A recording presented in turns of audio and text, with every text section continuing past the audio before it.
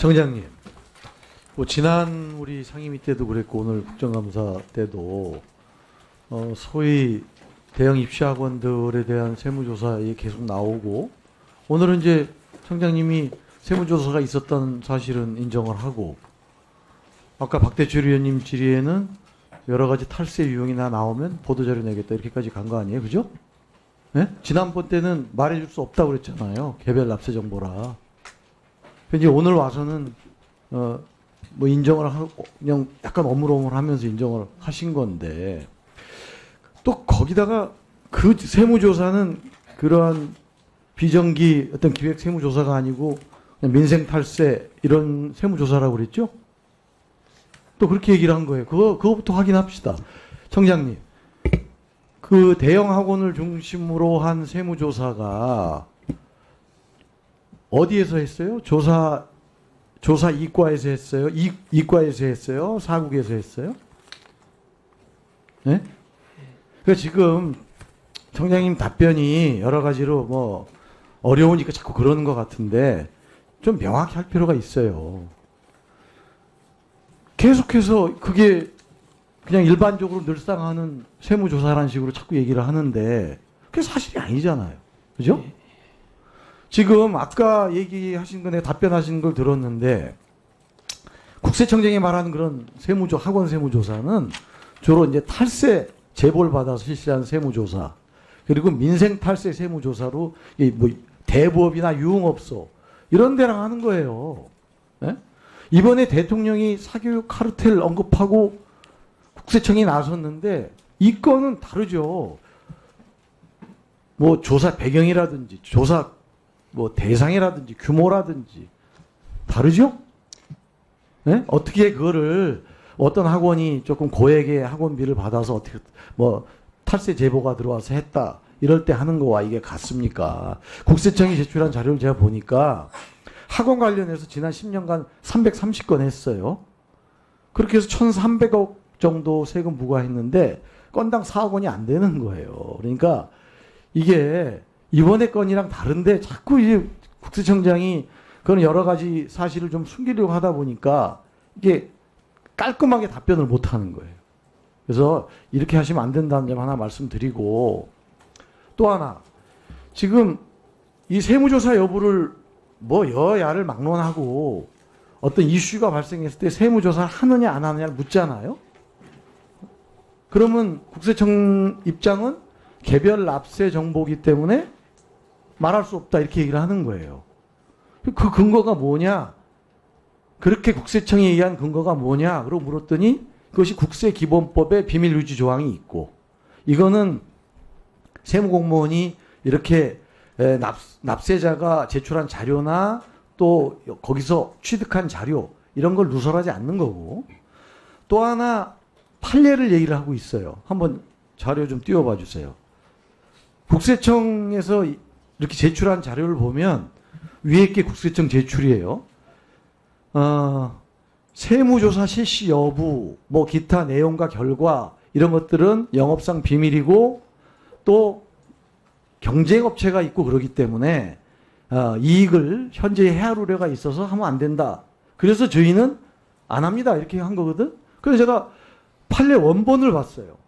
그랬더니 이 건은 2000년대 초반에 언론사 세무조사에 대해서 시민단체가 세무조사 결과를 공개해달라는 공개 취소 거부 처분 취소 청구 소송인데 거기 보면 이런 거예요.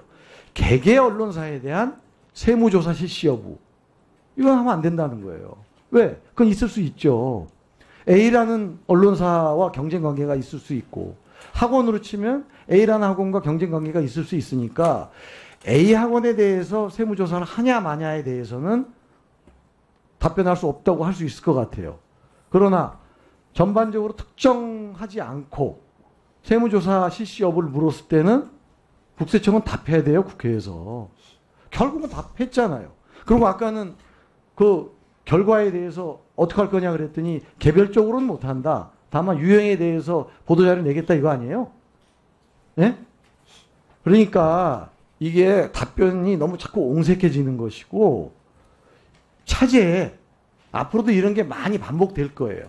어떤 특정한 어떤 형태 이거에 대해서 세무조사를 하냐 안 하냐. 는 다시 한번 판례 보시고 국세기본법 보시고 어떻게 하는 것이 옳은 길인가 판단을 해주세요. 아셨죠? 네. 제가 마지막으로 할게요. 그 다음 자료 한번 보시면 언론 그 조선일보에 난 자료인데 우리가 그렇게 7월 6일인가 이 상임위 끝나고 나서 한 22일도 채 안 돼서 조선일보에 아주 상세하게 났어요. 어떤 조사를 했고 어디가 얼마 지금 뭐 나중에는 이제 일타 강사가 얼마를 받았고 이런 거지. 전부 출처가 국세청이고 세무당국이에요. 이건 뭐예요?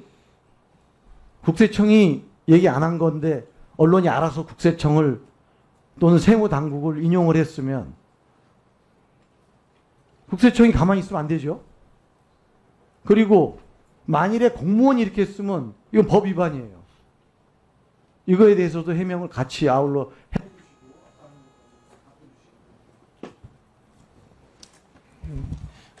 이거는 거기 학원 관련돼서는 지금 사실 이제 저게 이번 정부 들어서 지난해하고 금년 4월에 2번 정도 민생 침해 밀접 업종이라고 그래서 그 관련된 카테고리 항목으로 해서 이제 대표적인 게 학원하고 뭐 대부업, 뭐 장례업 이런 유형들이 있습니다. 저희들 내부적으로 이제 중점 관리한다는 취지로 그렇게 관리하고 있습니다. 그 물론 이제 이번 정부가 한 거 아니고 지난 정부에도 관련돼가지고 학원 탈루 유형이라든가 학원 강사 탈루 이런 사례들을 이제 해서 유형을 해서 보호자를 배포하고 계속 지속적으로 했다.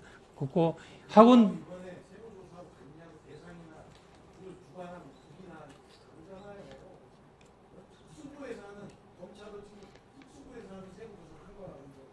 근데 이번 사실 뭐 특정 뭐 사안을 말씀드리기 어렵습니다만 뭐 학원은 1년 상시 이렇게 저희들 뭐 이제 보통 이제 2국이나 4국 이런 데서 많이 하는데 상시 한다고 보시면 된다고 봅니다. 저희들. 예. 저희들 언론사에 관련돼서는 사실은 뭐 탈세를, 아니 세무조사를 한다, 안 한다, 뭐 이런 것들이 기사에 수십 번, 뭐 이렇게 1년에도 수십 번, 수백 번 나오고 있습니다.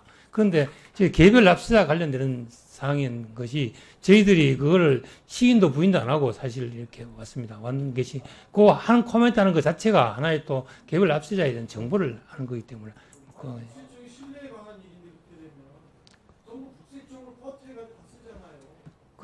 그런데 그런 것들을 이제 예를 들어가지고 시인이나 부인을 하게 되면은 그 개별 사실을 확인하는 거기 때문에 지금까지 수십 년 동안 시인도 부인도 안 하고 이렇게 진행해 왔습니다. 예, 수고하셨습니다.